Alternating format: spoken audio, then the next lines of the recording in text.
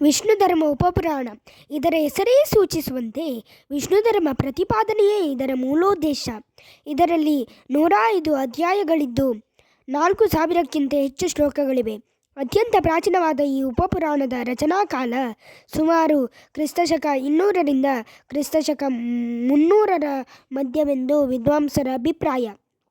ಅಂಬರೀಷ ಪ್ರಹ್ಲಾದರ ಕಥೆ, ನರಕ, ದಾನ, ಧರ್ಮ, ಸಂಯಮ ಸಾಧನೆಯ ಮಾರ್ಗಗಳು, ವಿಷ್ಣು ನಾಮದ ಜಪತಪ ಆರಾಧನೆಗಳ ಹಿರಿಮೆ ಗರಿಮೆ, ಗಾಯತ್ರಿ ಮಂತ್ರ ಪಠಿಸುವ ಬ್ರಾಹ್ಮಣನ ಶ್ಲಾಘನೆ, ಬ್ರಾಹ್ಮಣರನ್ನು ನಿಂದಿಸುವ ಹಾಗೂ ಸ್ತುತಿಸುವುದರ ಫಲ, ಏಕಾದಶಿ ವ್ರತ, ಉಪವಾಸ, ವಿಷ್ಣು ದೇವಾಲಯ ರಚನೆ, ವಿಗ್ರಹ ನಿರ್ಮಾಣ ಈ ಎಲ್ಲ ವಿಚಾರಗಳ ವಿವರವಾದ ವರ್ಣನೆಗಳಿವೆ.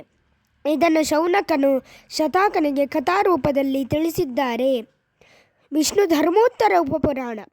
ಈ ಉಪಪುರಾಣವು ವಿಶ್ವಕೋಶದ ಎಲ್ಲ ಲಕ್ಷಣಗಳನ್ನು ಹೊಂದಿದೆ ಹಾಗೂ ಅಷ್ಟಾದಳ ಉಪಪುರಾಣಗಳಲ್ಲಿಯೇ ಅತ್ಯಂತ ಶ್ರೇಷ್ಠವೆಂದು ಹೆಸರಾಗಿದೆ. ಇದರ ರಚನಾಕಾಲ ಕ್ರಿಸ್ತಶಕ 628ರಿಂದ ಕ್ರಿಸ್ತಶಕ 1000ದ ನಡುವೆ ಎಂದು ವಿದ್ವಾಂಸರ ಅಭಿಪ್ರಾಯ. ರಾಜನೀತಿ, ಯುದ್ಧ, ಧರ್ಮ, ರೋಗ ಪ್ರತಿಬಂಧಕ, ಪಾಕಶಾಸ್ತ್ರ, ಸಂಗೀತ ಸಾಧನಗಳು ಮುಂತಾದ ವಿಷಯಗಳು ಅಡಕವಾಗಿವೆ. ಸತ್ಯಧರ್ಮನಿರತನಾದ ರಾಜನನ್ನೇ ಆರಿಸಿ ಅವನಿಗೆ ಪಟ್ಟಾಭಿಷೇಕ ಮಾಡಬೇಕು.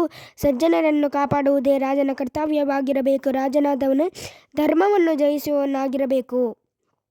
ನರಸಿಂಹ ಉಪಪುರಾಣ. ಎಲ್ಲ ವೈಷ್ಣವ ಉಪಪುರಾಣಗಳಲ್ಲಿ ವಿಷ್ಣುವಿನ ಹಿರಿಮೆಯನ್ನು ಹೇಳುವ ಪುರಾಣಗಳಲ್ಲಿಯೇ ಇದು ಅತ್ಯಂತ ಮಹತ್ವವುಳ್ಳದ್ದಾಗಿದೆ. ವೈಷ್ಣವ ಧರ್ಮದವರಿಗೆ ಇದು ಅತಿ ಪೂಜನೀಯ ಗ್ರಂಥವಾಗಿದೆ. ವ್ಯಾಸ ಮಹರ್ಷಿಗಳ ಶಿಷ್ಯರಾದ ರೋಮಹರ್ಷಣ ಸೂತರು ಪುಣ್ಯಕ್ಷೇತ್ರವಾದ ಪ್ರಯಾಗದಲ್ಲಿ ಭಾರದ್ವಾಜಾದಿ ಋಷಿಗಳಿಗೆ ಹೇಳಿದರು ಎನ್ನುತ್ತಾರೆ.